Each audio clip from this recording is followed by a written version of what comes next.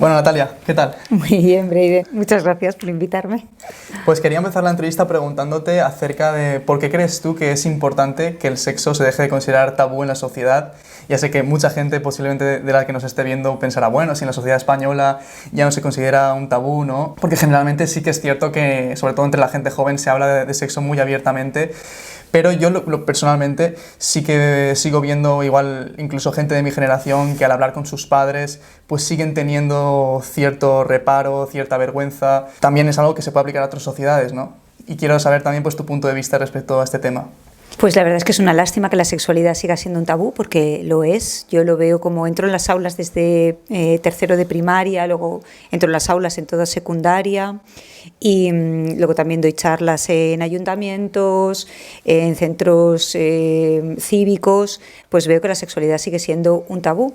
Y es una lástima porque la sexualidad es uno de los aspectos centrales del ser humano y incluye muchas más áreas, digamos, que la práctica del sexo, ¿no? Porque muchas veces lo que pasa es que se confunde sexualidad con práctica del sexo. Y la práctica del sexo no es más que una área de la sexualidad.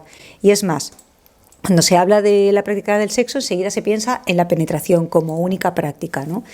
Y pues como digo, es una lástima porque la sexualidad implica desde, como somos seres sexuados y sexuales, desde antes de nacer incluso, pues implica desde la identidad sexual, la orientación sexual, la relación con el placer, que es tan importante porque además el placer es algo que nos va a acompañar desde que estamos ya en el vientre de nuestra madre, ya nos acompaña el placer, puede acompañarnos hasta el último día de nuestras vidas, ¿no?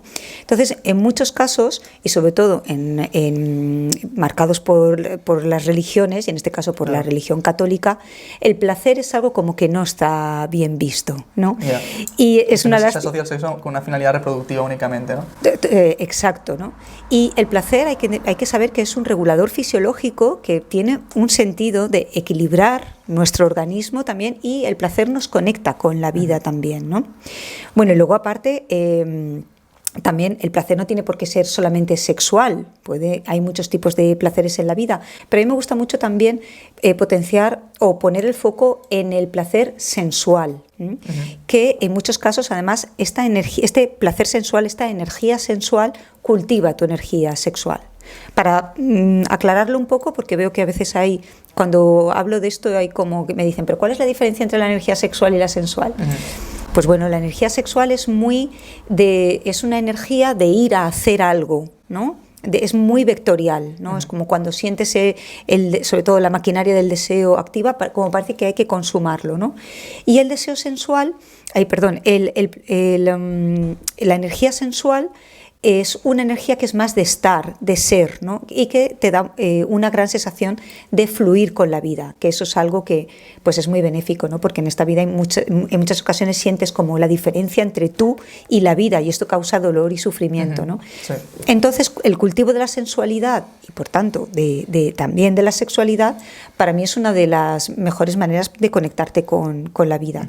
Luego, por supuesto, la sexualidad participa en la reproducción y también es un área de gran crecimiento personal porque implica cómo comunicarte, ¿no? Y implica también el relacionarte con otras personas, el autoconocimiento, claro, ¿no? A través importante. Eso, porque respecto al tema de los tabús, yo creo que una de las consecuencias negativas que podemos palpar más objetivamente es la desinformación que puede haber respecto al sexo, ¿no? Entonces, si en el momento en el que en una sociedad no se considere tabú el sexo, se puede educar sexualmente a esa sociedad y también se pueden desmentir ciertos mitos, algo muy importante, ¿no? Por ejemplo, hay gente que cree que durante el periodo de las mujeres, durante la regla, no se pueden quedar embarazadas, lo cual no es exactamente así, porque sí que disminuye las probabilidades, pero existen, ¿no? Siguen existiendo. O, por ejemplo, el tema de que todas las mujeres sangran cuando pierden la virginidad en su primer encuentro sexual, lo cual yo estuve leyendo algunas estadísticas y decían que solo en torno al 43% de las mujeres sangraban, o sea que más de la mitad no lo hacen, o incluso hay un 0,03% que es que ni siquiera tienen himen, ¿verdad? Algo que también Me parece muy interesante porque demuestra la complejidad de los cuerpos, ¿no? y que cada mujer pues, puede tener una estructura interna distinta, ¿no? Claro, es que las falsas creencias y los mitos falsos hacen mucho daño a la sexualidad de cada persona, ¿no? Y hay una cosa respecto a la falta de información que me parece muy interesante, y es el silencio que hay a veces en torno a la sexualidad. Yo, por ejemplo, soy de una generación en la que yo nací en el 72, entonces no se hablaba de sexualidad. Entonces mucha gente de mi generación dice, no, a mí nunca me hablaron del sexo, a mí nunca me enseñaron nada sobre el sexo. Sí, te enseñaron a través del silencio, y entonces el silencio también también crea en ti unas creencias, desarrolla unas creencias, ¿no? Que te hacen pensar que eso es algo que está mal, que está prohibido, ¿no? que tiene una parte burda o fea, ¿no? Y es algo totalmente pues, natural, ¿no? Y luego igual la gente de mi generación que sigue sin poder, o algunas personas de mi generación siguen sin hablar abiertamente sobre eso con sus padres, puede ser que cuando ellos tengan hijos repitan esos mismos hábitos y esos mismos comportamientos, ¿no? Sí, hay muchas cosas que se transmiten de padres a hijos. Ya sabemos que la familia es el primer núcleo el primer núcleo que educa al ser humano, ¿no? Lo que pasa es que muchas veces también las personas pues se dan cuenta de esto o se rebelan contra esto y afortunadamente se avanza, y la verdad es que se ha avanzado mucho.